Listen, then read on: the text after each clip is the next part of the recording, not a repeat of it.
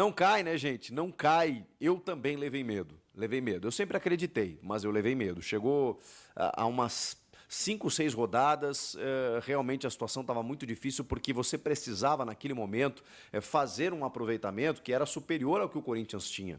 Então era natural o temor. Porque do jeito que a equipe estava jogando, com algumas turbulências internas ainda, né? Vocês vão lembrar, não faz muito tempo, gente. Era pedido de impeachment, era problemas financeiros, salários atrasados, dívidas todos os dias, né? De repente, essas coisas meio que ficaram para segundo plano, né? Porque o resultado de campo ele é impressionante, né? Como ele acalma o ambiente, como ele é soberano, é loucura o que muda. E como realmente o resultado não vinha, o Corinthians avançava nas Copas meio, né, daquele jeito, no Brasileiro não saía de uma condição de zona de rebaixamento mesmo. E aí ficava aquela coisa, poxa, mas vai jogar as Copas sendo que precisa ganhar no Brasileiro e tem uma sequência difícil e será? Tem que fazer tantos pontos até o final. Houve um momento em que não dá para negar, né? O temor ele existiu muito grande. Algumas equipes estavam bem acima do Corinthians, né, no caso. O Corinthians não tinha um grande número de vitórias. E era um time inconsistente ainda, que estava tentando se encontrar. Bom, depois dessa vitória sobre o Vitória, o que a gente teve? 4 vitórias consecutivas. Isso, cara, isso muda completamente o cenário de qualquer equipe. Você tem 4 vitórias seguidas, acabou, acabou. Você dispara, né? Experimenta ter 4 derrotas para ver onde vai te levar. Então, isso foi muito importante para o Corinthians. Ele emendou uma sequência positiva de resultados e escalou a tabela. Chegou até a 10ª posição e está agora com o título do Flamengo na Copa do Brasil e talvez o título do Botafogo na Libertadores, a gente possa falar em G9, né? Dependendo do Cruzeiro também na Sul-Americana. Já temos G7, então o Corinthians hoje ele já pode mirar o 7º colocado. Mirando o 7º colocado, ele tem que chegar nos 47 pontos, 6 pontos acima do Corinthians hoje. Dá.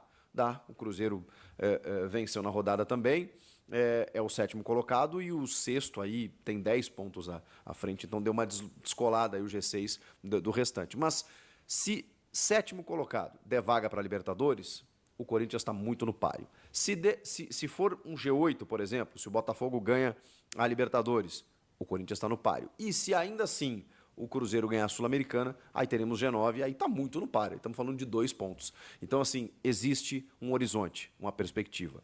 Depois dessa vitória, as chances de rebaixamento, eu estava olhando vários portais aqui, a plataforma Opta, o GE com o espião estatístico, a Universidade Federal de Minas Gerais, que deu 0,5% agora do Corinthians ser rebaixado. O GE deu 98,77% de chance de permanência.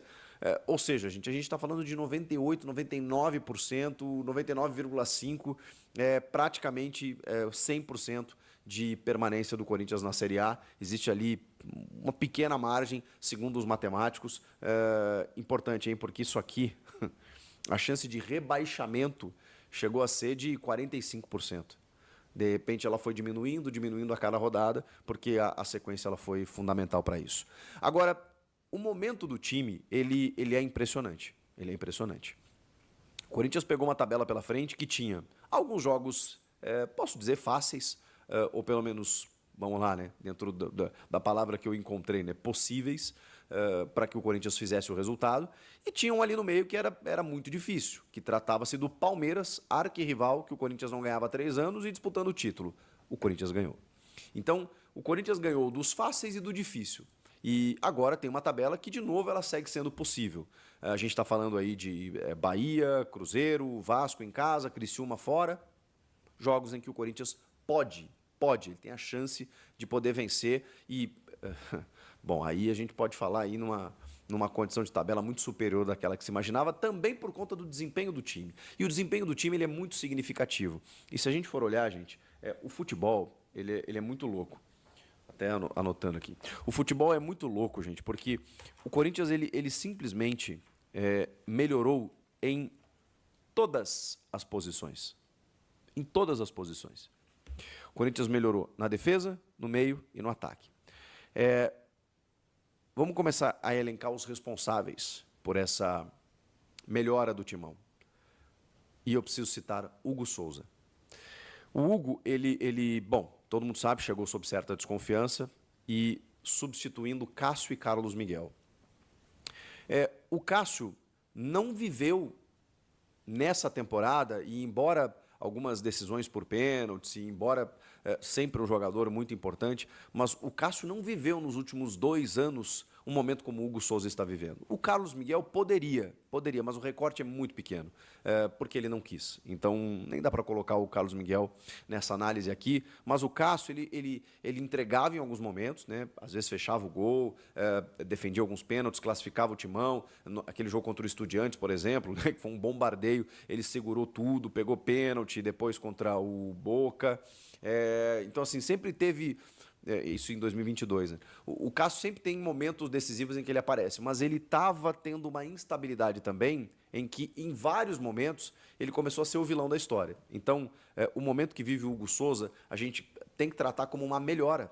O Cássio foi para o Cruzeiro, o Carlos Miguel foi embora, e o Hugo Souza hoje deu uma estabilidade no gol, deu uma tranquilidade para o torcedor. Então, melhorou. A questão da defesa, ela vem sendo questionada há algum tempo. Então, eu não coloco como um pilar dessa equipe. O André Ramalho, em determinado momento, numa linha de 3, se tornou um dos grandes jogadores do time na temporada.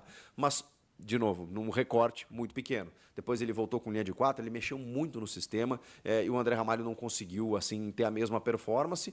Ainda é um jogador importante, pode ser que no ano que vem, com pré-temporada e tudo mais, e um parceiro melhor, talvez ele consiga render mais. Mas eu gostei, assim, vários momentos do André Ramalho. De qualquer forma, eu não vou colocar a defesa aqui como um dos pilares dessa melhora do time. Aí vamos para o meio de campo. Ali tem mais quantidade do que qualidade. Porque ali você tem muitas opções. É Raniel, é José Martínez, é Charles, é Alex Santana, é Breno Bidon. Cara, é muita gente e o Ramon pode brincar com isso. É um setor que melhorou consideravelmente em termos quantitativos e qualitativos. E o André Carrilho, ainda que está caindo por dentro, jogando num vértice direito ali de um losango, né, como volante, meio campista, sei lá, e é muito bom jogador, titular absoluto, também elevou o nível do time. E aí a gente vai para o ataque. O ataque ele é determinante, porque o Corinthians sofreu muito com uma má fase do seu principal jogador, que era o Yuri Alberto, com vários parceiros que foram chegando para tentar ajudar o Yuri e ninguém conseguiu. E o Yuri começa a melhorar significativamente após a chegada do Memphis Depay. Pode ser a sombra, pode ser um estímulo, pode ser um jogo coletivo que favorece, pode ser o posicionamento do Yuri com a entrada do Memphis, que ele é mais lateralizado, mais ponta de lança, e isso favorece o jogo do Yuri.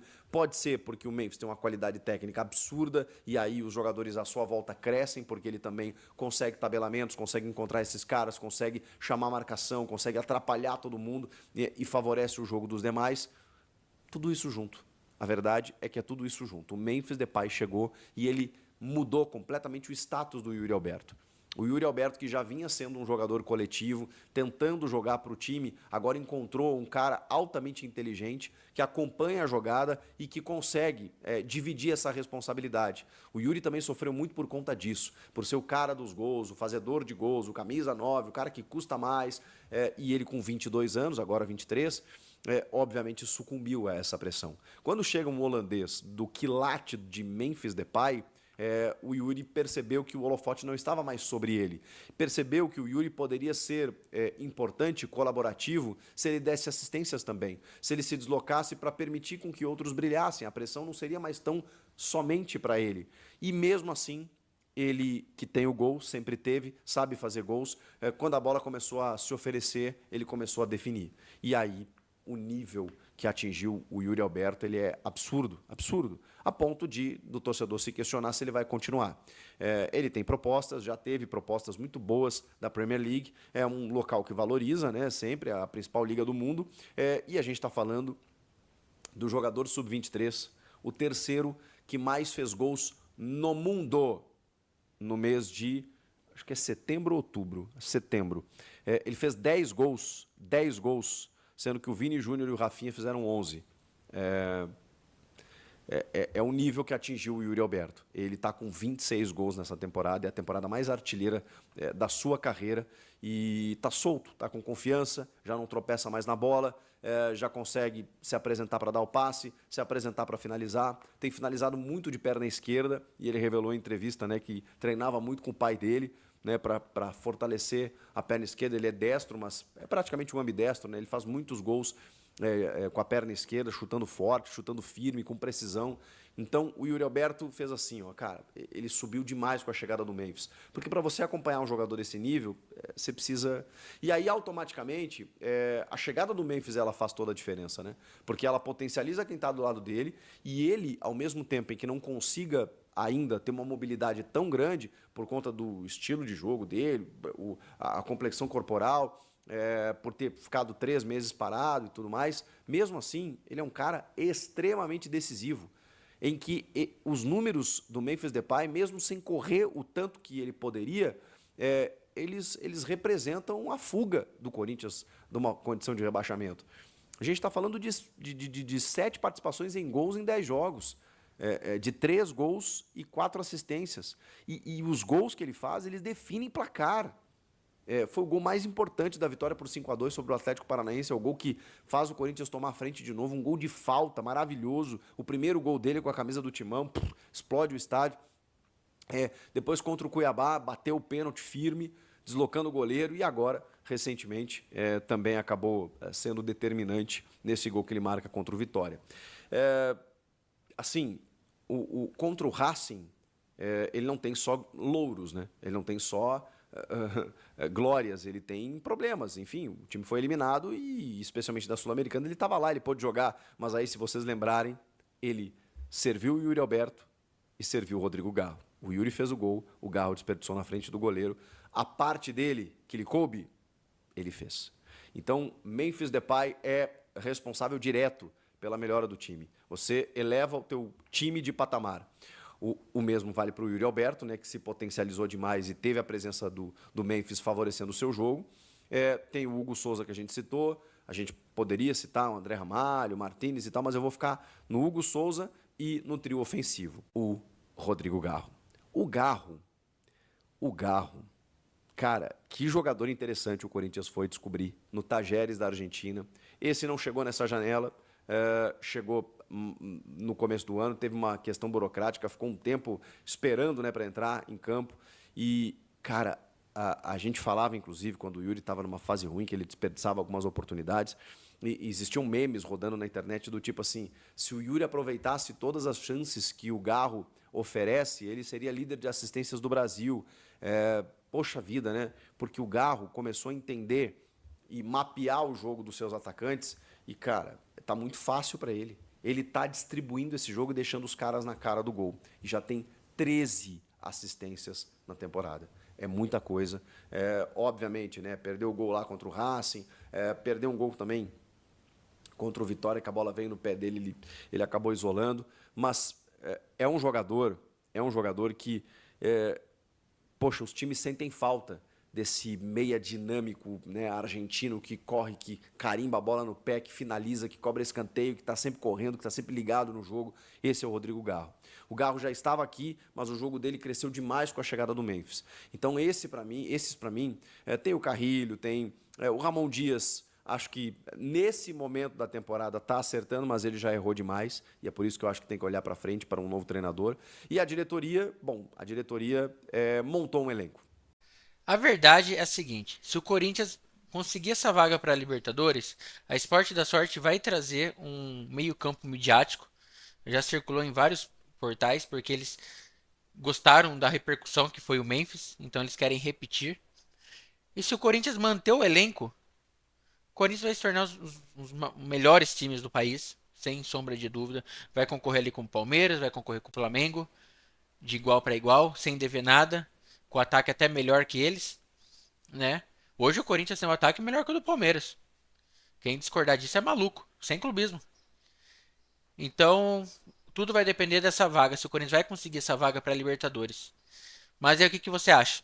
Deixa aí nos comentários, se inscreva no canal, deixe seu like e até a próxima.